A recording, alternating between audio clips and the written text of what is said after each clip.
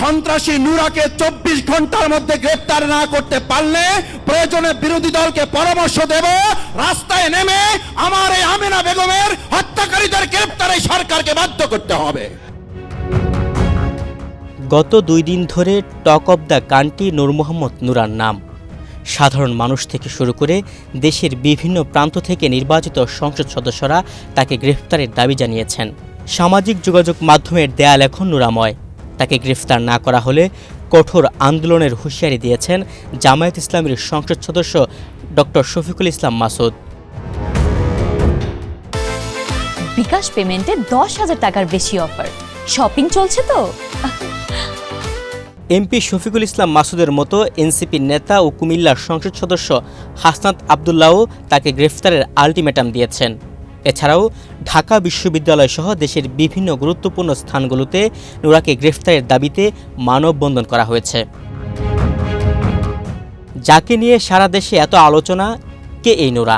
তাকে নিয়ে হঠাৎ এত হইচই কেন? নূর মোহাম্মদ নুরা হচ্ছেন নরসিংদীর আলোচিত আমেনা হত্যা মামলার আসামি। বাবার কাছ থেকে মেয়েকে ছিনিয়ে নিয়ে ধর্ষণের পর হত্যা করে সরিষা খেতে মরদেহে ফেলে রেখে যায় নুরাসহ তার দলবল। আমেনা হত্যা মামলার প্রধান আসামি নুরাকে গতকাল রাতে গাজীপুরের মাওনা থেকে গ্রেফতার করেছে নরসিংদী জেলা পুলিশ। এ সময় প্রায় 2 মাইল দৌড়ে তাকে ধরা হয় বলে জানিয়েছেন নরসিংদীর অতিরিক্ত পুলিশ সুপার শামীম আনোয়ার। কিশোরী আমেনা হত্যা মামলার প্রধান আসামি কিশোরী আমেনাকে ধর্ষণের পর হত্যা করেছিল। 1-2 মাইল রাস্তা আমরা দৌড়ে তাকে গ্রেপ্তার করতে সক্ষম হয়েছি। উপযুক্ত বিচার হবে এই প্রত্যাশা আমি জানাচ্ছি। গণমাধ্যম কর্মী আপনারা যারা এখানে আছেন, আপনারা যেমনটা দেখেছেন, আমরা কিন্তু গত 2-3 দিন ঘুমাইনি।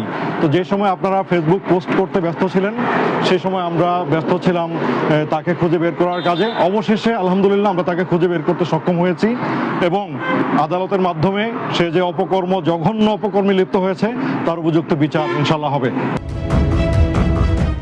জানা যায় নুরার বাড়ি নরসিংদীর মাধবদীতে এলাকায় বখাটে হিসেবে পরিচিত এই ব্যক্তি। নানা রকমের অপকর্মের সঙ্গে জড়িত এই নুরা কিছুদিন আগে একটি মামলায় গ্রেফতার হয়েছেন। নুরাকে মূলত এলাকার বখাটেরা শেল্টার দিত বলে এলাকাবাসী জানিয়েছেন। এছাড়া আমেনা হত্যা মামলার অপর আসামি ভারতে পালিয়ে যাওয়ার সময় হযরত আলীকে ময়মনসিংহের গৌরীপুর থেকে গ্রেফতার করা হয়েছে।